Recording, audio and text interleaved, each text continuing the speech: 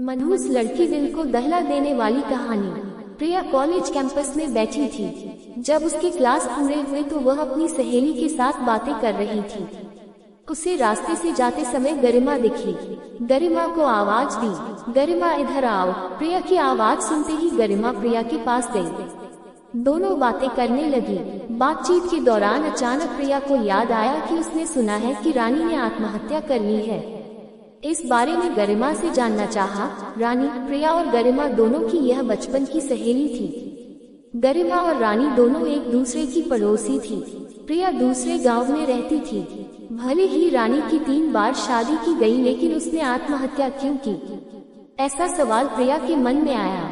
दरअसल वह अपनी प्यारी सहेली की आत्महत्या से बेहद दुखी थी। रानी 9वीं कक्षा में थी, तभी उसकी पहली शादी हुई थी। रानी देखने में बहुत सुंदर थी। वह होशियार, शालीन और भविष्य के सपनों में रंगने वाली लड़की थी। उसने अपने जीवन में कई सपनों को चित्रित किया था, पर घर के लोगों ने उसकी जबरदस्ती से शादी करवा दी। प्रिया के पास इतने सारे सवाल थे कि वह नहीं जानती थी कि गरिमा से कैसे पूछूं। लेकिन हर बात की सच्चाई जानना चाहती थी और आखिर में गरिमा से पूछा कि रानी ने आत्महत्या क्यों की। एक क्षण के लिए गरिमा चुप हो गई। जल्दी से उसके मुंह से शब्द नहीं निकल रहे थे। उसने गहरी सांस ली और बोलना शुरू किया। 3 साल पहले रानी की शादी आकाश नाम के शख्स से हुई थी। वास्तव में उसकी बहुत अच्छी गृहस्थी चल रही थी। दोनों एक दूसरे से प्यार करने लगे थे। जब भी वह दोनों साथ में बाहर जाते तो सभी कपल इनसे जलते थे। आकाश और उसके परिवार के सभी सदस्य अच्छे स्वभाव के थे। जैसा उसने सपनों में जोड़ीदार सोचा था, वैसा ही उसे अपना पार्टनर मिला था। उसके घर की स्थिति मध्यम थी। आकाश का एक छोटा सा होटल था। उसमें से उसके सारे खर्चे बांट देने के बाद कुछ पैसे बच जाते थे। घर की हालत बहुत साफ सुथरी थी। एक दिन वह होटल से घर बाइक पर आ रहा था। एक बड़ी कार से उसका बहुत बड़ा एक्सीडेंट हो गया और इसमें उसे काफी चोटें आई।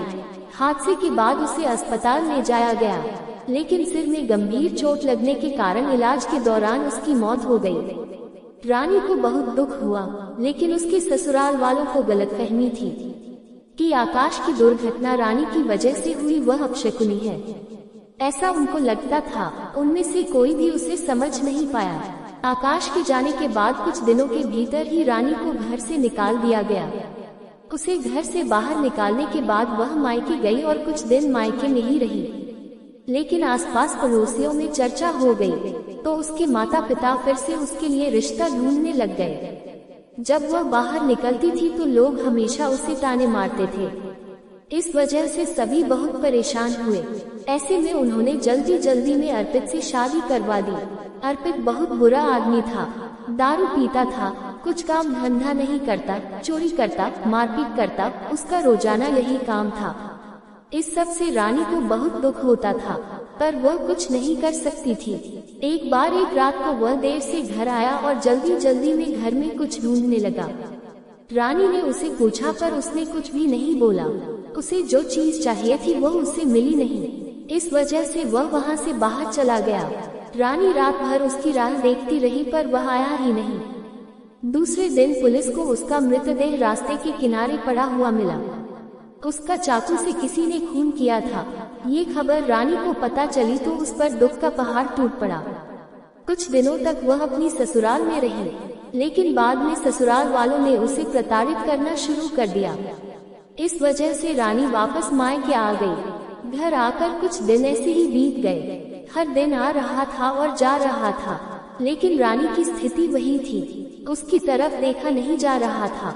उसका परिवार उसकी स्थिति को सहन नहीं कर सका, इसलिए उन्होंने उसकी वापस शादी करने का फैसला किया। उसके लिए रिश्ता ढूंढने लगे। उनके रिश्तेदारों में दिनेश नाम का लड़का था। उसकी पहले से ही एक बार शादी हो चुकी थी और दिनेश से रानी की शादी करवा दी।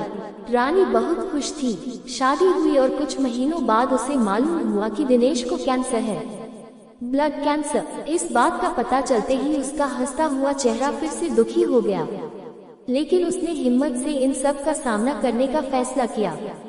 5 महीने तक अपने पति की सेवा की, लेकिन आखिरकार 5 महीने बाद उसके पति की मौत हो गई।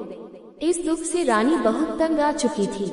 कुछ दिन बीत गए, लेकिन बाद में ससुराल वालों ने उसकी जिम्मेदारी लेने से इनकार कर दिया, उसे घर से निकाल दिया। उसके बाद वह फिर मायके चली गई, लेकिन उसके माता पिता और भाई भाभी ने भी उसे घर में आने नहीं दिया। सभी तरफ से रास्ते बंद हो चुके थे उसके लिए। उसे उम्मीद की कोई किरण नजर नहीं आ रही थी। अंत में उसने खुद को खत्म करने का फैसला किया। उसने जीवन समाप्त कर लिया। रानी की यह कहानी सुनकर प्रिया की आंखें आंसुओं से भरकर बह रही थी। पूरा दिन वह रानी के बारे में सोचती रही। क्या इन तीनों घटनाओं में बेचारी रानी का कोई भी दोष था?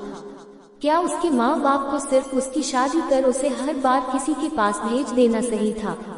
वो उसे अपने पैरों पर खड़ा करने की कोशिश भी कर सकते थे। सच कहूँ तो रानी की जान उसकी बदनसीबी ने नहीं, उसके परिवार की, उसके आसपास के लोगों को छोटी सोच ने ली है। वो बेचारी मनहूस नहीं बदनसीब थी, क्योंकि उसके आसपास ऐसी सोच रखने वाले लोग थे।